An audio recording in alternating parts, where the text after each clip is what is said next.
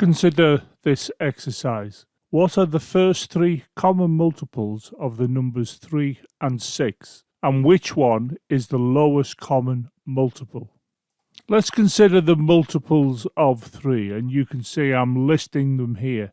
And if you look carefully, you can see they're going up in steps of 3, from 3 to 6, from 6 to 9. And if you come to the end, you can see it goes from 24 to 27.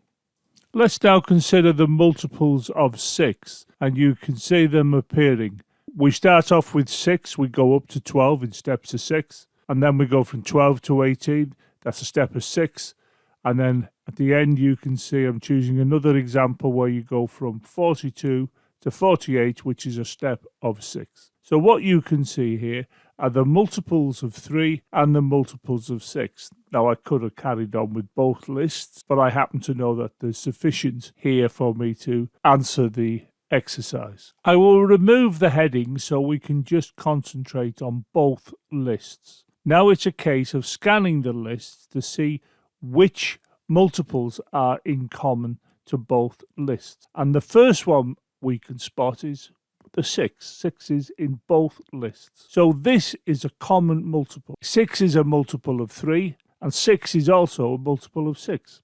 We can carry on and we can see that we have got 12 belonging to both lists. So that is a common multiple. Carrying on, we can see that 18 is common to both lists. So that is an example of a common multiple. So I've got my first 3 common multiples.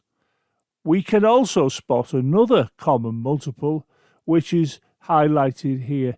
24 is in both lists, but that's not been asked for by the exercise, so I'll remove those highlights. So for the exercise, the first 3 common multiples of 3 and 6 are 6, 12, and 18. Now, which of these 3 is the lowest common multiple? Well, clearly it's the smaller number, which in the case of the 3 you're looking at is the 6. So we can see that 6 is the lowest common multiple of 3 and 6.